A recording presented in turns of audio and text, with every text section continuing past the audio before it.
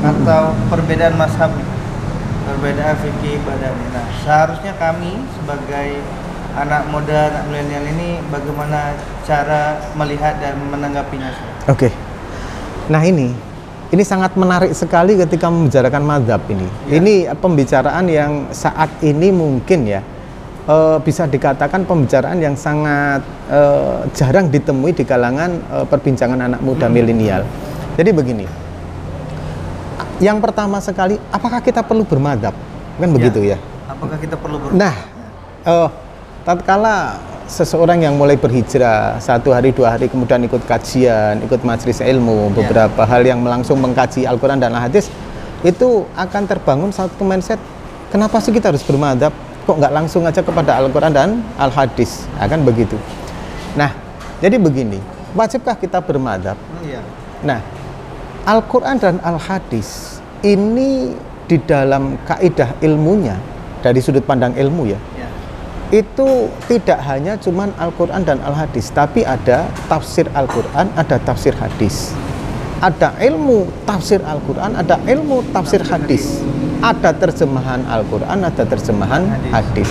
Nah, untuk mencapai derajat sebagai seorang mufassirin Al-Quran dan Al-Hadis, itu diperlukan setidaknya kalau mengacu kepada kitab Fadilah Amal, itu 20 cabang ilmu itu harus dikuasai agar tidak salah di dalam mentafsirkan hadis.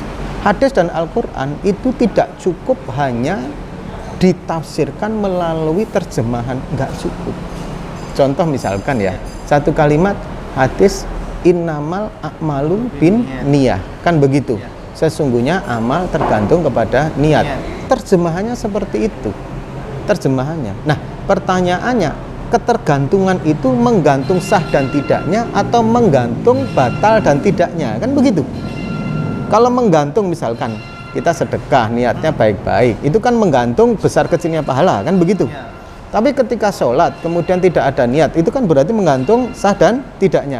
Dari satu kalimat ini saja sudah mempunyai paling tidak 2 pemikiran yang berbeda, 2 makna yang berbeda. Satu.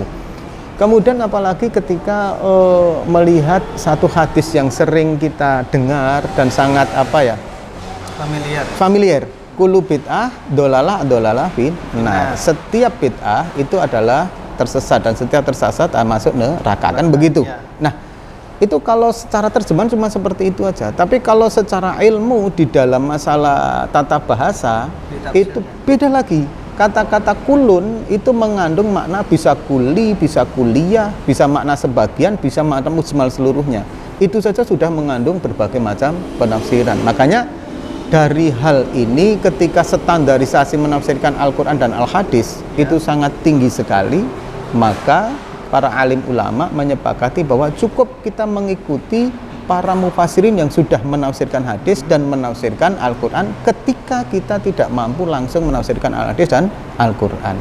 Salah satunya adalah kita langsung mengikuti sebagai kepada orang-orang yang sudah beristihad menafsirkan itu, yaitu para imam-imam madzhab. Nah, itulah makanya kenapa pentingnya kita bermadzhab.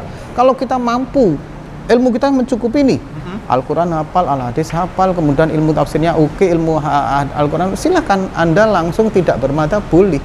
Bahkan Anda beristihad untuk mendirikan sebagai imam madzhab juga boleh, karena pintu istihad tidak tertutup sampai yaumul kiamat. Tapi tatkala kita memang kemampuannya itu tidak mencukupi, cukup kita mengikuti madzhab. Satu. Jadi inilah kenapa kita pentingnya bermadzhab, karena keterbatasan daripada kaidah ilmu yang kita miliki. Kita lagi baru proses hijrah, Ustaz. Waduh, kalau kita baru masuk, apalagi kita belajarnya by searching Google ya, itu sangat terbatas sekali untuk menjadi YouTube sekarang. Nah, apalagi kita cuma mendengar sebagai YouTube. Nah, pengajian sendiri itu kalau dalam bahasa santrinya itu ada 2. Pengajian mustami dan pengajian pengajian taklim. Tasmi' itu begini. Tasmi' itu seorang kiai ceramah, seorang ustadz ceramah, nah kita mendengarkan, ya kan? Itu ya kayak di YouTube dan lain sebagainya sekarang ini, fenomena saat ini. Kalau taklim itu kita benar-benar duduk mempelajari dari mulai dasar sampai menengah sampai nanti kita tingkatan mahir, itu betul-betul taklim. Nah, kemudian masalah perbedaan mazhab. Tatkala ketika kita sudah memilih satu mazhab, Maka ketika kita mau memakai mazhab yang lain perlu aturan. Nah, aturan ini yang memang harus dipahami. Kenapa harus dipahami? Agar kita tidak mencampurkan masalah aturan-aturan dalam hukum-hukum fikih mazhab. Wudunya memakai Hanafi, batalnya memakai Syafi'i. Nah, ini kan kacau kan, gitu kan? Tidak boleh hal seperti itu. Bahkan ketika haji, kemudian tawaf, tatkala nanti bersentuhan dengan laki-laki dan perempuan sehingga tidak batal memakai mazhab Hanafi, wudunya juga harus pakai Hanafi. Jadi Hanafi. Jangan wudunya pakai Syafi'i, batalnya pakai Hanafi. Nah, ini jadi kacau, mencampur adukkan. Iya, betul, ada aturan tertentu. Nah, ini yang harus dipahamkan, bahwa kembali dari tadi kelanjutan untuk masalah usaha ilmu di dalam ketika kita mau berhijrah, pilihlah satu mazhab. Dalam satu mazhab itu pelajari betul-betul, baru nanti kalau sudah kita mahir dalam satu mazhab itu silahkan untuk melihat. Dalam satu mazhab itu sendiri sudah terjadi perbedaan pendapat kok. Dalam satu mazhab.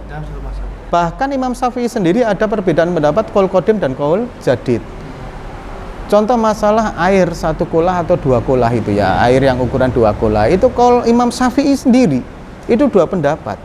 Ada yang pakai 2 kolah, ada yang tidak pakai 2 kolah. Nah, melihat fenomena ini tentunya kita akan dengan arif dan bijak tatkala kita memilih mazhab, memilih satu pendapat, kemudian melihat kawan lain yang berpendapat berbeda dengan kita. Nah, di situ kearifannya bahwa hukum Islam itu memang betul-betul luas sehingga kita tidak bisa menjustis bahwa oh saya yang paling benar kok pendapat saya. Nah, gitu loh.